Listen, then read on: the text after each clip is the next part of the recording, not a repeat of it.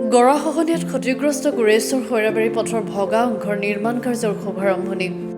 তামুলপুৰ জিলাৰ গুৰেশ্বৰ খৈৰাবাৰী পথৰ চেউনিত খহনীয়াত ক্ষতিগ্ৰস্ত হোৱা পথছোৱাৰ নিৰ্মাণ কাৰ্যৰ আজি আনুষ্ঠানিকভাৱে শুভাৰম্ভ কৰা হয়। এই কামৰ শুভাৰম্ভ কৰে বিটি আৰু গুৰেশ্বৰ পৰিষদীয় সমষ্টিৰ পাৰিষদ পবিত্ৰ কুমাৰ বড়োৱে। বিটিচিৰ SOPD আঁচনিৰ অধীনত ৮৬,৯৫,০০০ টকাৰে পথছোৱা নিৰ্মাণ কৰা হ'ব।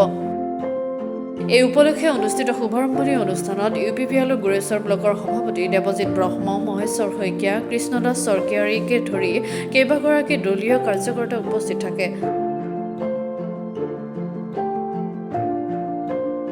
নমস্কাৰ খুলুমবাই। আজি আমাৰ গড়েশ্বৰ ব্লক কমিটিৰ উদ্যোগত আমাৰ যিটো গড়েশ্বৰৰ পৰা জালুকবাৰীলৈ যোৱা যিটো ঘাইপথ, এই ঘাইপথৰ যিটো গৰাখহনীয়া, নদীৰ যিটো গৰাখহনীয়া, এই সমস্যাটো সমাধান কৰাৰ কাৰণে আমাৰ BTR চৰকাৰৰ ফালৰ পৰা PWD ডিপাৰ্টমেণ্টৰ ফালৰ পৰা গো হেডৰ এটা অৰ্ডাৰেৰে আমি পূৰ্ণাংগ আগৰ দৰে নিৰ্মাণ কৰাৰ এটা উদ্দেশ্য লৈছোঁ, সেই কাৰ্যসূচী লৈছোঁ। আজি শুভ আৰম্ভণি। এই শুভ আৰম্ভণিৰ সন্মানীয় আমাৰ দলৰ দলপতি সভাপতি মহোদয় আছে, শ্ৰদ্ধাৰ আমাৰ বিষয়ববীয়া আছে। আজিৰ বিশেষ এটা দিন, এই আজি শ্ৰী শ্ৰী মহাশিৱৰাত্ৰিৰ পূজাৰ দিন। এই পূজাৰ দিনতে বেয়া হোৱা যিটো ৰাস্তাটো ঠিক কৰাৰ ক্ষেত্ৰত আমি শুভ আৰম্ভণি যাত্ৰা কৰিছোঁ। মই তাৰ কাৰণে মহাশিৱৰাত্ৰিৰ পূজাক বাবা ভোলেনাথৰ ওচৰত মই প্ৰাৰ্থনা ৰাখিছোঁ।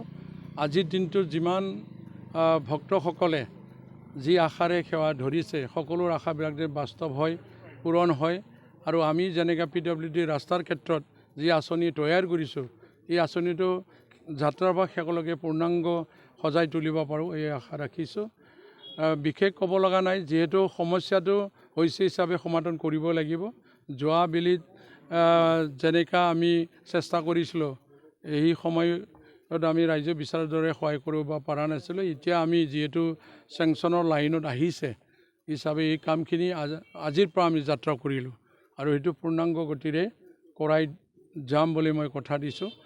বিশেষ আমাৰ গড়েশ্বৰত বহুত সমস্যা আছে, ৰাস্তা পদূলিৰ সমস্যা আছে যদিও মই প্ৰায়ভাগ কৈয়ে আছোঁ, যিখিনি BTR চৰকাৰে দিলে আমাক 37টা ৰাস্তা হ'ল, 36টা ৰাস্তা হিচাপে এইখিনিৰে গোটেই গাঁওখনে সন্তুষ্ট কৰিব নোৱাৰে, যিহেতু প্ৰায়ভাগ গাঁও বা চুবুৰীবিলাকে ৰাস্তা কেঁচা ৰাস্তাই আছে।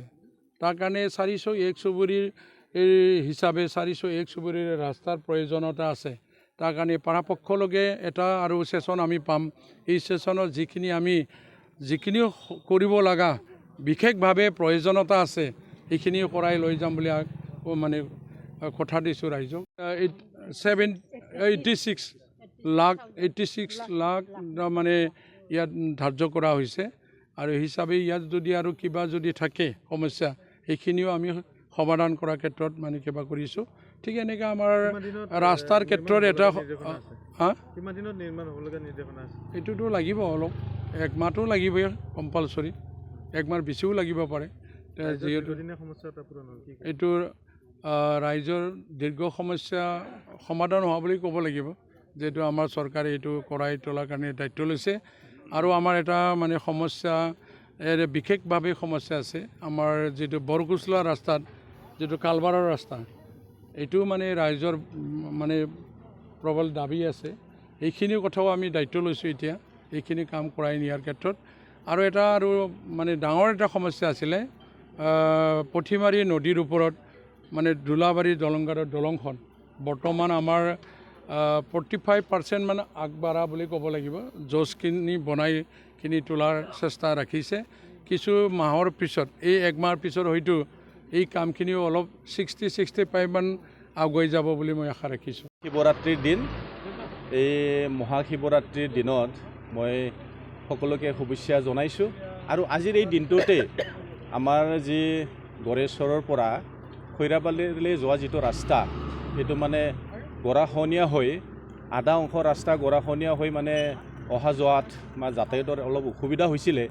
গতিকে এতিয়া BTR চৰকাৰৰ যিটো সুদৃষ্টিৰে আজি ইয়াত শুভাৰম্ভণি কৰিছে এইটো অতি শীঘ্ৰে এই যিটো গৰাখহনীয়া এইটো সমাধান কৰা হ'ব। গতিকে সেইটো আমাৰ গড়েশ্বৰ সমষ্টিৰ কাৰণে অতি ভাল খবৰ।